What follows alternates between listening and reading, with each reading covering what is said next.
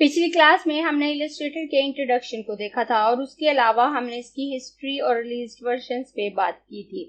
और आज की क्लास में हम इलस्ट्रेटर की वेलकम स्क्रीन और इसके बेसिक इंटरफेस पे बात करने वाले हैं। मैं हूं आपकी टीचर मुबीना बारी और आप देख रहे हैं एफर्ट फॉर सक्सेस। मज़ीद वीडियोस और अपडेट के लिए आप हमारी वेबसाइट विजिट कर सकते हैं। इसके अलावा आप हमें हमारे फेसबुक पेज पर भी फॉलो कर सकते हैं। मैं इसके आइकन पर डबल क्लिक करके इसको ओपन करूंगी तो मेरे सामने इस तरह की वेलकम स्क्रीन आती है। यहाँ मुझे कुछ प्रीसेट दिए हुए हैं। अगर मैं किसी भी प्रीसेट पे क्लिक करूंगी तो वो उसी साइज के साथ ओपन हो जाएगा। यहाँ A4 साइज दिया हुआ है मुझे, पोस्ट कार्ड साइज है, web large, iPhone x, HDV, HDTV 1080 to 920 pixels और कस्टम साइज है। अगर मैं कस्टम साइज पे क्लिक करती हूँ तो मैं अपना साइज खुद से डिफाइन कर सकती हूँ। और उसके बाद नीचे आऊँ तो नीचे मुझे वो प्रोजेक्ट शो हो रहे होते हैं जो मैंने काम करने के बाद सेव किए थे। और अगर इनमें से मैं किसी को ओपन करना चाहूँ तो मैं उस पर क्लिक करूंगी तो वो प्रोजेक्ट मेरे पास ओपन हो जाएगा। और उसके बाद यहाँ पर ये दो बटन मुझे दिए हुए हैं। अगर मैं इस बटन पे क्लिक करती हूँ तो मुझे ये थंबनेल के साथ शो हो रहे होते हैं। और अगर मैं इस पे क्लिक करती हूँ तो ये मुझे अपने नेम की लिस्ट के साथ शो होने लगते हैं। और अगर मैं वापस इस पे क्लिक करूं तो ये इस तरह से शो होंगे। अगर इनमें से मैं किसी को ओपन करना चाहती हूं तो मैं उस पे क्लिक करूंगी तो वो ओपन हो जाएंगे। और उसके बाद यहाँ से मैं इसकी सॉर्टिंग कर सकती हूँ। अगर मैं इस पे क्लिक करूं तो लास्ट ओपन के हिसाब से मैं इसकी सॉर्टिंग कर सकती हूँ, साइज या काइंड के हिसाब से और नेम के हिसाब से।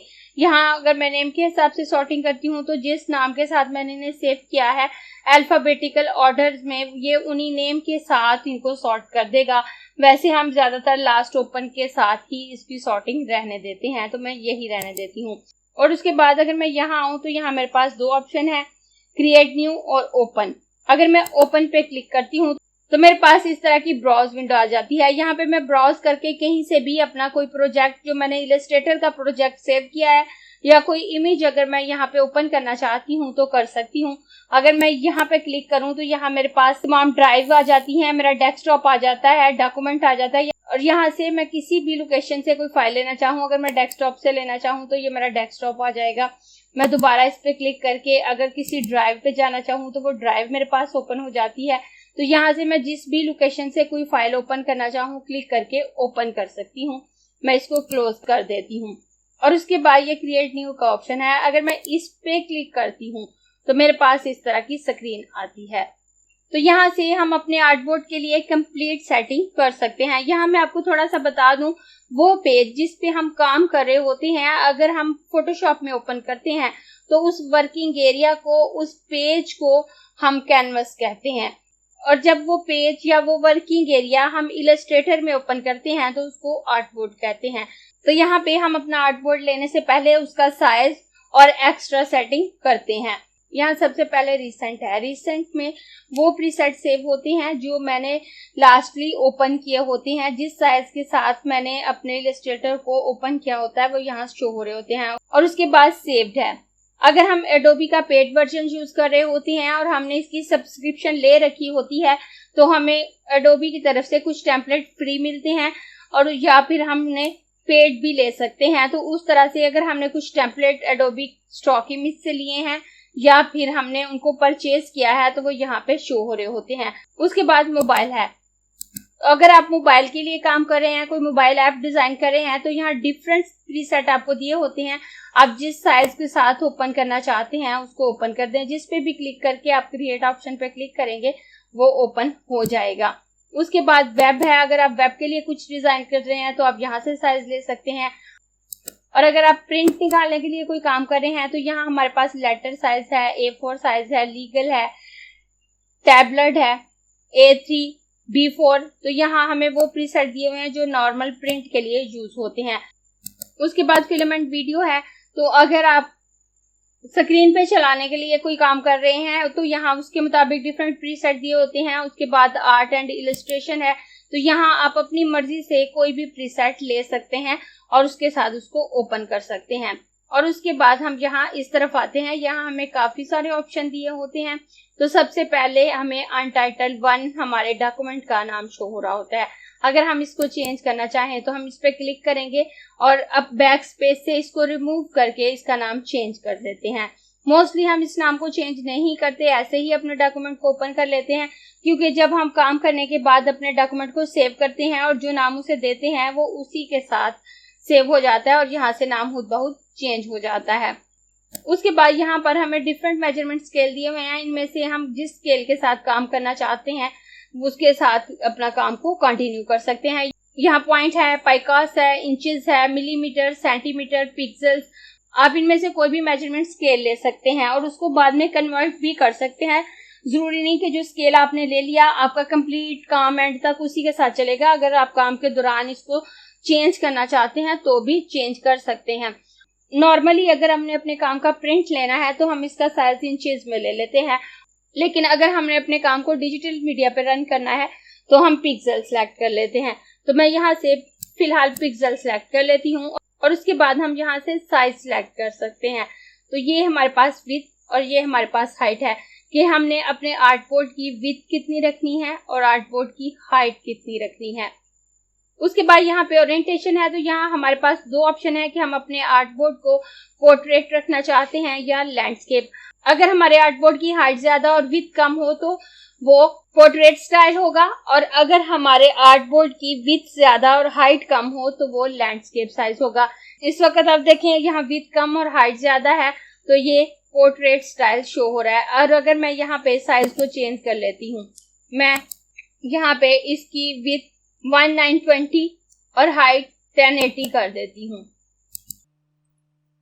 तो आप देखें ये लैंडस्केप में आ गया। उसके बाद हम यहाँ से डिसाइड कर सकते हैं कि हमने एक साथ कितने आर्टबोर्ड ओपन करने हैं। हमने एक आर्टबोर्ड ओपन करके काम करना है या एक से ज्यादा आर्टबोर्ड ओपन करके उनके साथ काम करना है। मैं फिलहाल एक ही रहने देती हूँ। और उसके बाद यहाँ पे ब्लीड है। ब्लीड वो सेफ जोन होता है जिस हिस्से पे कटिंग होती है, और वो कटिंग के लिए हम थोड़ा सा एक्स्ट्रा मार्जिन छोड़ देते हैं ताकि जब कटिंग हो तो हमारे वर्क डैमेज ना हो। तो अगर हम यहाँ पे ब्लीड सेट करना चाहते हैं तो कर सकते हैं। यहाँ हम ऊपर वाले ट्रायंगल पे क्लिक करके ब्लीड ज्यादा कर सकते हैं और नीचे वाले क्लिक करके ब्लीड कम कर सकते हैं। उसके बाद यहाँ पे ये लिंक है, तो इस वक्त ये लिंक ओपन है। जब ये लिंक ओपन होगा तो हम जो भी ब्लीड सेलेक्ट करेंगे वो टॉप, बॉटम, लेफ्ट, राइट पे अप्लाई होगी। जैसे अगर मैं इस टॉप वाले की ब्लेड ज्यादा करती हूँ तो आप देखें मेरे चारों खानों में ये ब्लेड खुद ब खुद आ गई। अगर मैं इसको मजीद ज्यादा करूँ तो ये ज्यादा होती जाएगी, और अगर मैं इसे कम करूँ तो ये कम हो जाएगी। लेकिन अगर मैं इस लिंक को क्लोज कर देती हूँ और टॉप की ब्लेड को ज्यादा करूँ तो जस्ट टॉप की ब्लेड ज्यादा होगी, बॉटम, लेफ्ट और राइट पे कोई ब्लेड नहीं आ रही। मैं वापस इसको 0 कर देती हूँ और यहाँ से इस लिंक को ओपन कर देती हूँ। उसके बाद नीचे एडवांस ऑप्शन है, अगर मैं इस पे क्लिक करूँ तो ये ऑप्शन मेरे पास आ जाते हैं। यहाँ पे हमारे पास कलर मोड है, तो यहाँ से हम RGB या CMY के कलर मोड सेलेक्ट कर सकते हैं। अगर हमने अपने काम को डिजिटल मीडिया पे चलाना है, अगर हम किसी वेबसाइट के लिए काम कर रहे हैं, फेसबुक के लिए कुछ डिजाइन कर रहे हैं या यूट्यूब पे चलाने के लिए कुछ डिजाइन कर रहे हैं, तो हम RGB कलर मोड लेंगे। अगर हमने अपने काम का प्रिंट लेना है तो हम CMY के कलर मोड सेलेक्ट करेंगे।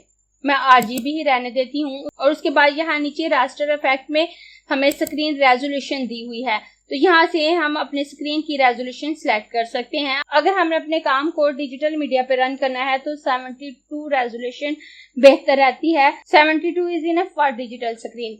लेकिन अगर हमने अपने काम का प्रिंट लेना है तो हम अगर मीडियम लेवल का प्रिंट लेना चाहते हैं, नॉर्मल रखना चाहते हैं अपने काम की क्वालिटी, तो हम मीडियम सेलेक्ट कर सकते हैं। लेकिन अगर हम अपने काम का एक अच्छा प्रिंट लेना चाहते हैं, हाई क्वालिटी प्रिंट लेना चाहते हैं, तो हम 300 रेजोल्यूशन सेलेक्ट करते हैं। डिजिटल मीडिया के लिए 72 पिक्सल और प्रिंट मीडिया के लिए 300 पिक्सल रेजोल्यूशन हम सेलेक्ट करते हैं।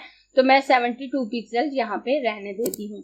और उसके बाद यहाँ पर व्यू मोड है, अगर मैं इस पे क्लिक करूँ तो यहाँ डिफॉल्ट, पिक्सल और ओवर प्रिंट है, तो हम यहाँ पे डिफॉल्ट ही रहने देते हैं। उसके बाद हम मोर सेटिंग पे आते हैं, तो मोर सेटिंग पे आऊँ तो मेरे पास इस तरह का बॉक्स आता है, तो यहाँ से भी हम सेटिंग कर सकते हैं। एडवांस ऑप्शन में जो ऑप्शन यहाँ पे मौजूद थे वो यहाँ पे भी हैं। यहाँ पे ये कलर मोड है, ये यहाँ पे मौजूद है। उसके बाद स्क्रीन रेजोल्यूशन है तो वो यहाँ पे है, प्रीव्यू मोड है वो यहाँ पे है। उसके बाद ब्लीड है जो हम देख चुके हैं। और यहाँ पे हमें विड्थ और हाइट शो हो रही होती है। जो हमने यहाँ पे सिलेक्ट की है वही यहाँ पे शो हो रही होगी। लेकिन अगर हम इसे चेंज करना चाहें तो हम यहाँ पे भी क्लिक करके चेंज कर सकते हैं। फिलहाल मैं चेंज नहीं कर रही। और उसके बाद यहाँ ऊपर कुछ ऑप्शन हाइड हैं। ये उस वक्त शो होते हैं जब हम एक से ज्यादा आर्टबोर्ड ले रहे होते हैं। और नॉर्मली इस स्क्रीन को ओपन करके हम उस वक्त सेटिंग करते हैं जब हम एक से ज्यादा आर्टबोर्ड लेते हैं। फिलहाल हमने एक आर्टबोर्ड सिलेक्ट किया था, मैं यहाँ ज्यादा आर्टबोर्ड सिलेक्ट करूंगी तो हम आर्टबोर्ड की तादाद यहाँ से भी सिलेक्ट कर सकते हैं। अगर मैं इसे 2 करूं तो आप देखें यहाँ ये तमाम ऑप्शन मुझे शो हो जाते हैं। और उसके बाद मैं यहाँ से डिसाइड कर सकती हूँ कि मैंने अपने आर्टबोर्ड को कैसे मैनेज करना है। अगर मैंने ग्रिड की सूरत में देखना चाहती हूँ, ग्रिड बाय रो, तो मैं यहाँ से सिलेक्ट करूंगी। ग्रिड बाय कॉलम तो मैं यहाँ से सिलेक्ट करूंगी। अरेंज बाय रो, अगर मैंने रो की सूरत में अरेंज करना चाहती हूँ तो मैं इस पे क्लिक करूंगी। अरेंज बाय कॉलम तो मैं यहाँ से सिलेक्ट करूंगी। Change to right to left layout तो मैं इस पे क्लिक करूंगी। तो यहाँ से मैं डिसाइड कर सकती हूँ कि मैंने अपने आर्टबोर्ड को कैसे देखना है। इस ऑप्शन को सिलेक्ट रहने देती हूँ और यहाँ क्रिएट डॉक्यूमेंट पे क्लिक करती हूँ। तो ये मेरे पास रो की सूरत में आ गए हैं। मैं दोबारा फाइल मेन्यू पे आकर यहाँ न्यू पे क्लिक करूं तो मेरे पास वही वेलकम स्क्रीन दोबारा आ जाती है और मैं यहाँ से नया डॉक्यूमेंट ले सकती हूँ। अब मेरे पास एक और नया डॉक्यूमेंट आएगा। यहाँ से मैं आपको मोड सेटिंग पे आकर दोबारा नया डॉक्यूमेंट क्रिएट करके दिखाऊंगी। पहले हमने आर्टबोर्ड को ग्रिड बाय रो किया था, अब मैं ग्रिड बाय कॉलम पे क्लिक करूंगी और क्रिएट डॉक्यूमेंट करूंगी। तो अब आप देखें ये कॉलम की सूरत में मेरे पास आ जाते हैं। मैं इस दूसरे डॉक्यूमेंट को क्लोज कर देती हूँ और दोबारा फाइल मेन्यू पे आकर यहाँ से न्यू पे क्लिक करूंगी तो मेरे पास दोबारा वेलकम स्क्रीन आ जाती है और मैं दोबारा एडवांस ऑप्शन पे आकर मोड सेटिंग पे आऊंगी। मैं दोबारा इसलिए यहाँ पे आई हूँ कि यहाँ मजीद हमारे पास 2 ऑप्शन रह गए थे जो हमने नहीं देखे। तो यहाँ से आप डिसाइड कर सकते हैं कि आपने आर्टबोर्ड को रो की सूरत में देखना है, कॉलम की सूरत में देखना है, आपने उन्हें एज ए रो अरेंज करना है, कॉलम वाइज अरेंज करना है। जैसे भी आप अरेंज करना चाहते हैं, इनमें से जिस ऑप्शन को भी क्लिक करेंगे आपके आर्टबोर्ड उसी तरह से आ जाएंगे। और उसके बाद नीचे स्पेसिंग है कि आपने 2 आर्टबोर्ड के दरमियान जो स्पेस देनी है वो कितने पिक्सल की देनी है। डिफॉल्ट यहाँ पे 20 सिलेक्ट है, तो अगर आप ऊपर क्लिक करेंगे तो ये फासला ज्यादा होने लगेगा और अगर आप नीचे क्लिक करेंगे तो ये फासला कम होने लगेगा। तो आप यहाँ से डिसाइड कर सकते हैं कि आपने अपने 2 आर्टबोर्ड के दरमियान कितनी स्पेस रखनी है। और इसके बाद यहाँ रोज हैं। अगर हम ज्यादा आर्टबोर्ड ले रहे हैं, 40-50 आर्टबोर्ड लेके काम कर रहे हैं, 100-150 आर्टबोर्ड लेके काम कर रहे हैं, काफी ज्यादा आर्टबोर्ड लेके काम कर रहे हैं, तो उस सूरत में हम डिसाइड कर सकते हैं कि हमने एक रो में कितने आर्टबोर्ड रखने हैं। जितने हम सिलेक्ट करेंगे उतने ही उस रो में आएंगे और नेक्स्ट आर्टबोर्ड नेक्स्ट रो में शिफ्ट हो जाएंगे। इस तरह से हम यहाँ पे सेटिंग कर सकते हैं और यहाँ से सेटिंग करने के बाद क्रिएट डॉक्यूमेंट पे क्लिक करेंगे तो हमारा डॉक्यूमेंट क्रिएट हो जाएगा। और उसके बाद यहाँ नीचे टेम्पलेट ऑप्शन है। टेम्पलेट ऑप्शन फाइल मेन्यू में भी है और उसके अलावा ये कंप्लीट टॉपिक है, इसलिए इस पे मैं अलहदा से वीडियो जब हम फाइल मेन्यू करेंगे तो बनाऊंगी। फिलहाल हम इसको नहीं देख रहे, हम अपना बेसिक वर्क स्टार्ट कर रहे हैं, इसलिए अभी हम टेम्पलेट पे बात नहीं करेंगे। मैं इसको कैंसिल कर देती हूँ और यहाँ पे आकर अगर मैं एक आर्टबोर्ड सिलेक्ट करती हूँ और एक आर्टबोर्ड सिलेक्ट करने के बाद यहाँ से क्रिएट ऑप्शन पे क्लिक करूं तो एक आर्टबोर्ड के साथ मेरा डॉक्यूमेंट क्रिएट हो जाएगा। और इस वक्त यहाँ मेरे पास 2 डॉक्यूमेंट ओपन है। अगर मैं इस पे क्लिक करूं तो ये अनटाइटल 1 के नाम से है जो मैंने 2 आर्टबोर्ड के साथ सिलेक्ट किया था। उसके बाद मजीद 2 आर्टबोर्ड के साथ हमने एक और डॉक्यूमेंट ओपन किया था जिसे हमने क्लोज कर दिया, तो वो अनटाइटल 2 था और उसके बाद ये अनटाइटल 3 हमारे पास एक आर्टबोर्ड के साथ आ रहा है। इस तरह से आप एक साथ एक से ज्यादा डॉक्यूमेंट ओपन करके भी उन पे काम कर सकते हैं। और अगर आप किसी डॉक्यूमेंट को क्लोज करना चाहते हैं तो ये जो आपको क्रॉस का निशान नजर आ रहा है, अगर आप इस पे क्लिक करेंगे तो आपका डॉक्यूमेंट क्लोज हो जाएगा। अब यहाँ मेरे पास एक ही डॉक्यूमेंट रह गया है। वेलकम स्क्रीन पे बात करने के बाद अब हम इलस्ट्रेटर के इंटरफेस पे बात करेंगे। जब हम इलस्ट्रेटर ओपन करते हैं तो कुछ इस तरह से इंटरफेस हमारे सामने आता है जो कि फोटोशॉप से काफी हद तक सिमिलर है। तो यहाँ सबसे ऊपर हमारे पास मेन्यू बार है जहाँ हमें डिफरेंट मेन्यूज दिए हुए हैं और उसके बाद नीचे प्रॉपर्टी बार है और यहाँ पर लेफ्ट साइड पे हमारे पास टूल बार है और यहाँ राइट साइड पे हमारे पास पैनल्स हैं। और अगर हम प्रॉपर्टी बार की बात करें तो जो टूल भी हम सिलेक्ट करते हैं यहाँ हमें उसकी प्रॉपर्टीज नजर आने लगती हैं। यहाँ कुछ प्रॉपर्टीज मौजूद हैं जो बगैर कोई भी ऑब्जेक्ट लिए, बगैर किसी सिलेक्शन के यहाँ पे मौजूद हैं। तो ये डिफॉल्ट प्रॉपर्टीज प्रॉपर्टी बार में मौजूद रहती हैं। और उसके बाद जो टूल भी हम लेते हैं उसकी प्रॉपर्टीज यहाँ पे शो होने लगती हैं। जैसे अगर मैं यहाँ पर रेक्टेंगल टूल लेकर एक रेक्टेंगल ड्रॉ करूँ तो यहाँ मुझे उसकी मजीद प्रॉपर्टीज नजर आने लगती हैं। और अगर मैं यहाँ से टेक्स्ट टूल लेती हूँ तो यहाँ मुझे टेक्स्ट टूल की प्रॉपर्टीज नजर आने लगेंगी। अगर मैं कोई और टूल लेती हूँ तो यहाँ मुझे उसकी प्रॉपर्टीज शो होने लगती हैं। यहाँ प्रॉपर्टी चेंज होती हैं जैसे जैसे हम किसी नए टूल के साथ काम कर रहे होते हैं।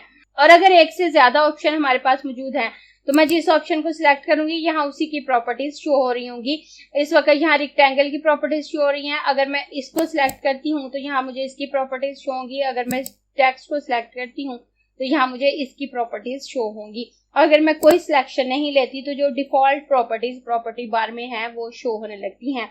मैं कंट्रोल ए से इन सबको सिलेक्ट करके अपने कीबोर्ड से डिलीट बटन प्रेस करूंगी तो इन सबको डिलीट कर देती हूँ। उसके बाद अगर मैं टूल बार की तरफ आऊं तो यहाँ ये छोटे से बटन मुझे नजर आ रहे हैं। अगर मैं इन पे क्लिक करती हूँ तो मुझे मेरे टूल एक रो की सूरत में शो होने लगेंगे। और अगर मैं इन पे दोबारा क्लिक करूं तो ये यहाँ पर मुझे डबल रो की सूरत में शो होने लगेंगे। उसके अलावा अगर मैं इस टूल बार को उठा कर कहीं और रखना चाहूँ तो मैं रख सकती हूँ। अगर मैं यहाँ लाकर इसे रखना चाहूँ तो मैं यहाँ लाकर छोड़ दूँ तो ये यहाँ पर आ जाएगी। और अगर मैं इसे वापस अपनी ओरिजिनल जगह पे ले जाना चाहती हूँ तो यहाँ पे लेके आऊँ तो अब आप देखें ये थोड़ी सी ब्लर हो रही है और साइड पे मुझे ब्लू सी लाइन नजर आ रही है। अब अगर इसमें छोड़ दूँ तो ये अपनी ओरिजिनल जगह पे सेट हो जाएगी। और उसके बाद इस तरफ पैनल है। अगर मैं इस एरो पे क्लिक करती हूँ तो ये पैनल मुझे शो होने लगते हैं। और उसके बाद यहाँ पे क्लिक करूँ तो यहाँ भी कुछ पैनल्स मेरे पास मौजूद हैं। मैं इन पे वापस क्लिक करके इनको क्लोज कर देती हूँ। और उसके अलावा यहाँ से मैं किसी भी पैनल को शो या हाइड कर सकती हूँ। अगर हम तमाम पैनल को एक साथ ओपन नहीं करना चाहते, किसी एक पैनल को ओपन करना चाहते हैं तो जब मैं उस पर क्लिक करूंगी तो वो पैनल ओपन हो जाएगा और जब मैं उस पर दोबारा क्लिक करूंगी तो वो पैनल क्लोज हो जाएगा। और ओपन करने के बाद अगर हम इस पैनल को उठा के बाहर रखना चाहें तो बाहर भी रख सकते हैं। मैं यहाँ से पकड़कर इसे ड्रैग करूंगी तो ये पैनल बाहर आ जाएगा।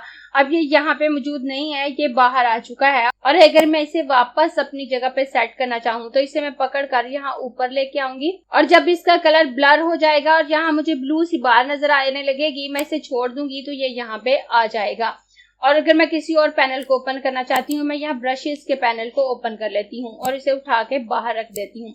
अगर मैं किसी पैनल को क्लोज करना चाहती हूँ तो मैं यहाँ से क्रॉस पे क्लिक करूंगी तो ये पैनल यहाँ से क्लोज हो जाएगा। अब ये यहाँ पे मौजूद नहीं है। अगर मैंने किसी पैनल को क्लोज किया है और वो मुझे यहाँ शो नहीं हो रहा और मैं इसे शो करना चाहती हूँ तो मैं विंडो मेन्यू में आकर उस पर क्लिक करूंगी तो मेरे पास वो पैनल आ जाएगा। अब ये ब्रशेस मुझे शो हो रहे हैं और इसकी शॉर्टकट की F5 है। अगर मैं अपने कीबोर्ड से F5 प्रेस करूं या ब्रशेस पे क्लिक करूं तो ये पैनल यहाँ पे आ जाता है। और इसे मैं वापस यहाँ पे सेट करने के लिए यहाँ पे लेके आऊंगी और छोड़ दूंगी तो आप देखें ये ब्रशेस का पैनल वापस यहाँ पे मेरे पास लग जाएगा। कई दफा ऐसा होता है कि जब हम इलस्ट्रेटर ओपन करते हैं तो हमें प्रॉपर्टी बार नजर नहीं आ रही होती। वो क्यों नजर नहीं आ रही होती? हो सकता है यहाँ से कोई और वर्क स्पेस सिलेक्ट हो। इस वक्त मैं जिस वर्क स्पेस के साथ काम कर रही हूँ वो एसेंशियल क्लासिक है।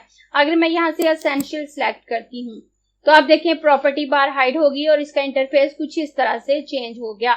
यहाँ से आप जो भी वर्क स्पेस सिलेक्ट करेंगे उसका इंटरफेस कुछ चेंज हो जाएगा। अगर मैं टाइपोग्राफी सिलेक्ट करती हूँ तो यहाँ पे टाइपोग्राफी से रिलेटेड कुछ पैनल ओपन हो जाएंगे तो इसका इंटरफेस टाइपोग्राफी पे काम करने के लिए ज्यादा आसान हो जाएगा। यहाँ से आप डिसाइड कर सकते हैं कि आपने किस वर्क स्पेस के साथ काम करना है।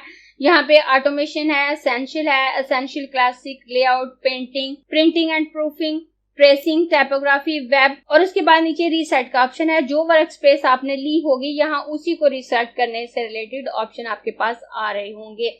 इस वक्त यहाँ रीसेट टाइपोग्राफी है क्योंकि यहाँ से हमने टाइपोग्राफी सिलेक्ट की हुई है। उसके बाद न्यू वर्क स्पेस के ऑप्शन से आप खुद की वर्क स्पेस भी क्रिएट कर सकते हैं। अगर आप कुछ नई सेटिंग के साथ काम करना चाहते हैं तो उन सेटिंग को न्यू वर्क स्पेस के साथ सेव कर देते हैं तो जब आप अपने डॉक्यूमेंट को ओपन करेंगे तो वो उन्हीं सेटिंग के साथ ओपन होता है। फिलहाल मैं आपको रीसेट का ऑप्शन बता देती हूँ। यहाँ हम जिस वर्क स्पेस के साथ काम करेंगे वो एसेंशियल क्लासिक है, लेकिन अगर आप इसको खराब कर देते हैं, आपने काफी सारी चीजें हाइड कर ली हैं या कुछ मजीद चीजें ओपन कर ली हैं, जैसे यहाँ पे मैं इस टूल बार को बाहर लाऊंगी और इस क्रॉस ऑप्शन पे क्लिक करके इसको हाइड कर देती हूँ। उसके अलावा मैं यहाँ से कंट्रोल पैनल पे क्लिक करके उसको भी हाइड कर देती हूँ। अब ये मेरा इंटरफेस खराब हो चुका है। अब मुझे समझ नहीं आ रही कि मैं कैसे ठीक करूं। तो आप यहाँ पर इस बटन पे क्लिक करें, रीसेट एसेंशियल पे क्लिक करें तो आपकी वर्कस्पेस वापस ओरिजिनल हालत में आ जाएगी। अब अगर इसमें मैं कुछ नई सेटिंग करना चाहती हूँ, मैं चाहती हूँ कि मेरा टूल बार हमेशा मुझे इस तरफ नजर आए, तो मैं इसको यहाँ पे रख देती हूँ। उसके बाद मैं विंडो मेन्यू में आकर यहाँ से कुछ पैनल्स ओपन कर लेती हूँ। मैं यहाँ से अपीयरेंस पैनल ओपन कर लेती हूँ और उसको उठाकर मैं यहाँ पे रख देती हूँ। अब अगर मैं चाहती हूँ कि मैं जब भी अपना डॉक्यूमेंट ओपन करूँ मुझे अपीयरेंस पैनल यहाँ पे नजर आए और मेरी टूल बार मुझे यहाँ पे नजर आए, मुझे ऐसे काम करना इजी रहता है, तो मैं इस वर्क स्पेस को न्यू वर्क स्पेस में सेव कर दूंगी। मैं यहाँ पे न्यू वर्क स्पेस पे आऊंगी और इसे मैं कोई भी नाम दे देती हूँ। मैं इसे माय वर्क स्पेस का नाम दे देती हूँ और माय वर्क स्पेस नाम देने के बाद मैं यहाँ से ओके करूंगी तो ये वर्क स्पेस यहाँ पे सेव होगी। अब अगर मैं यहाँ पे आती हूँ तो आप देखें ये माय वर्क स्पेस मुझे यहाँ पे शो हो रही है। अब यहाँ से अगर मैं एसेंशियल क्लासिक पे आती हूँ तो मुझे मेरी वर्क स्पेस इस तरह से नजर आएगी। लेकिन अगर मैं अपने इंटरफेस को वैसे देखना चाहती हूँ जो मैंने न्यू वर्क स्पेस के ऑप्शन से सेव किया है, तो मैं माय वर्क स्पेस पे आऊंगी तो आप देखें मेरी वर्क स्पेस मुझे वैसे ही नजर आ रही है जैसे मैं उसे देखना चाहती थी। तो आप देखें यहाँ पे टूल बार मुझे राइट साइड पे नजर आ रही है और अपीयरेंस पैनल मुझे लेफ्ट साइड पे नजर आ रहा है जैसे कि माय वर्क स्पेस में मैंने सेट किया था। उसके बाद यहाँ नीचे मैनेज वर्क स्पेस का ऑप्शन है। अगर मैं इस पे क्लिक करती हूँ तो मेरे पास इस तरह का पैनल आता है। अगर हमने एक से ज्यादा वर्क स्पेस खुद से बना के सेव किए हैं तो वो यहाँ पे शो हो रही होती हैं और हम उनको मैनेज कर सकते हैं। इस वक्त मैंने एक ही वर्क स्पेस बनाई है, तो अगर मैं इस पे क्लिक करूं तो आप देखें यहाँ पे भी माय वर्क स्पेस का ऑप्शन शो हो रहा है और अगर मैं इसी वर्क स्पेस को कॉपी करना चाहती हूँ तो मैं इस ऑप्शन पे क्लिक करूं तो आप देखें माय वर्क स्पेस कॉपी, ये कॉपी होके आ जाएगी। और अगर मैं डिलीट करना चाहूँ तो मैं इस डिलीट ऑप्शन पे क्लिक करूंगी तो ये वर्क स्पेस डिलीट हो जाएगी। उसके बाद यहाँ पे मैं एक ही वर्क स्पेस रह गई है और अगर मैं इसको भी डिलीट करना चाहूँ, अब वो मुझसे पूछ रहा है do you really want to delete the current active work space my work space, कि क्या आप माय वर्क स्पेस के नाम से जो करंट वर्क स्पेस यहाँ शो हो रही है उसको वाकई डिलीट करना चाहते हैं। अगर मैं यस कर दूं और उसके बाद मैं यहाँ से ओके कर देती हूँ तो माय वर्क स्पेस यहाँ से खुद बहुत डिलीट हो चुकी है और इस वक्त हम जिस वर्क स्पेस पे हैं वो एसेंशियल है। तो अगर मैं वापस एसेंशियल क्लासिक पे आ जाऊं तो हमें वो वर्क स्पेस शो हो जाएगी जिसके साथ हम काम करने वाले हैं। उसके बाद हम टूल बार पे आ जाते हैं तो यहाँ पे डिफरेंट टूल हमें दिए हुए हैं। बहुत से टूल के साथ आपको नीचे ये छोटा सा एरो नजर आ रहा है। जिस टूल के साथ आपको छोटा सा एरो नजर आ रहा है उसका मतलब है इसके अंदर मजीद टूल मौजूद हैं। आप इस एरो पे अपने माउस का कर्सर लाकर थोड़ी देर लेफ्ट क्लिक प्रेस करके रखें तो वो टूल आपको शो होने लगेंगे। और अगर मैं इस पेन टूल के अंदर मौजूद टूल्स को देखना चाहती हूँ तो इस पे क्लिक करूँ तो इसके अंदर मौजूद टूल आपको शो होने लगेंगे। उसके अलावा अगर इस सब टूल पैनल को आप बाहर निकालना चाहें तो निकाल सकते हैं और अपना काम कर सकते हैं। उसके लिए ये जो छोटा सा ट्रायंगल आपको नजर आ रहा है, आप इस पे क्लिक करें तो ये टूल बाहर आ गए। उसके बाद आप इसको उठा के जहां पे चाहे रख सकते हैं। ये सब टूल बार यहाँ से कम्प्लीटली बाहर नहीं आती बल्कि एक कॉपी इसकी यहाँ से बाहर आती है। ये यहाँ पे भी मौजूद है और यहाँ पे भी मौजूद है। अगर मैं इस पे क्लिक करूँ तो आप देखें ये टूल मुझे यहाँ पे नजर आ रहे हैं और अगर मैं इसको खत्म करना चाहूँ तो मैं इस पे क्लिक करूंगी तो ये वापस यहाँ से खत्म हो जाएंगे। और जिस इंटरफेस के साथ हम यहाँ पे काम करेंगे वो एसेंशियल क्लासिक है। और अपनी नेक्स्ट क्लास में हम प्रॉपर्टी बार में मौजूद डिफरेंट ऑप्शन पे बात करेंगे। अगर आपको ये क्लास पसंद आई है तो लाइक कीजिए, अपने दोस्तों के साथ शेयर भी कीजिए ताकि वो भी सीख सके। आप अपने क्वेश्चंस और व्यूज नीचे कमेंट बॉक्स में लिख सकते हैं और अगर आपने चैनल सब्सक्राइब नहीं किया तो प्लीज सब्सक्राइब कीजिए ताकि आपको आने वाली वीडियोस का नोटिफिकेशन फौरन से मिल सके।